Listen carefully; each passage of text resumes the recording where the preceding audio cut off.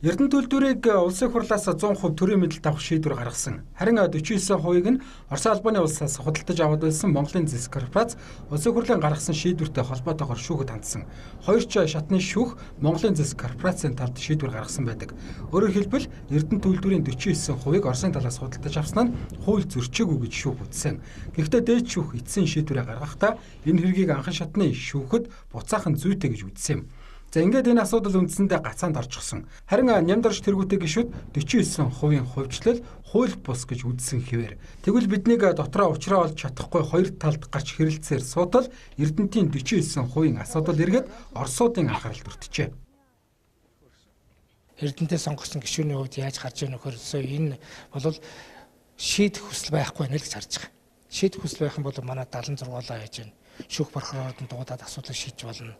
Шүүх дээр хүрэх юм бол улсын их хурлын шийдвэр гарсан байгаа. Засгийн газар яг энэ даваа сайн ажиллаа шахаад явах юм бол болохгүй байхгүй шүү дээ. Тэгээд 49% нөгөөдөл чинь олж ирсэн учраас тэдэнтэйгээ сууж агаад ярихгүйгээр тэднээс шууд булааж авах гэж ямар юм байх вэ? Тийм учраас нөгөөх нь бол бас Монголын аж ахуйн гэж байж байгаа. Энэ асуудлууд ингээд шийдэхгүй ингээд нэг бодлоод хоорондоо очроо олохгүй ингээд яваад ах юм бол Оросын тал бол 49% басааж авъя гэдэг асуудал бас биднийг Оросд ерөнхий сайдтай яцуг явж байхад Оросын ерөнхий сайд нь тийм асуудал ярьж байна л. Зарим гишүүдийн үзэж байгаагаар нэгэнтээ монголчууд өөрсдөө худалдан авсан 49% Оросд буцаан өгөх хууль эрх зүйн боломж байхгүй гэдэг тайлбарыг хэлж байна.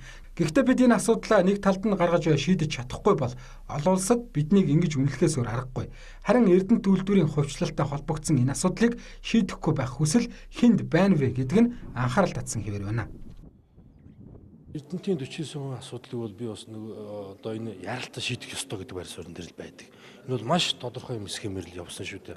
Одоо магнит тухай хуулийн дээр жисэн сайд би цорхоо байна. Энийг одоо зохицуулах хэрэгтэй, хязгаарлах хэрэгтэй гэдэг нь бас л энэ тохиолдолд харагдсан тий. Тэгэхээр энийг бол маш яралтай зохицуулах ёстой. Одоо юун дээр гацчаад байгаа нь тэр одоо дургууд хүчгүүл гэдэг юм уу? Одоо шинэ засгийн газар гарч ирсэн одоо шинэ ерөнхий сайд одоо ойрын хугацаанд энийг шийдэмгий арга хэмжээ авах болов уу гэж хүлээж байна. За тэрийг би хууль эрх зүйн хувьд нь бол хэлж мэдгүй байна. Гэхдээ тэр буцаад авах асуудал нь юу л болдоо. Оросын талаас албан ёсоор бол тийм юм байхгүй болов гэж бодож байна. Төр авчаар чинь зүгээр эргэж буцаана гэдээ Оросуудыг зовоогоод байх юм бол тэд нар ч бас тийм хариулт өгөхөөс аргагүй шүү дээ.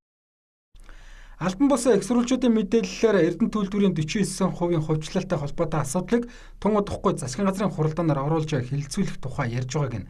Гэхдээ 49%-ыг худалдаж авсан талтай ширээний ард сууж ойлголцолд хүрэх ёстой юу гэвэл тийм. Хэрвээ ийм гэрээ хэлцэл хийгдэхгүй засгийн газар Монголын зэс корпорацууд ойлголцож чадахгүй засгийн газар Эрдэнэтийг 100% төрийн мэдэлд авах тухай асуудал яригдвал энэ нь дээрэн болно гэдгийг ч зарим гишүүд сануулж байсан юм а.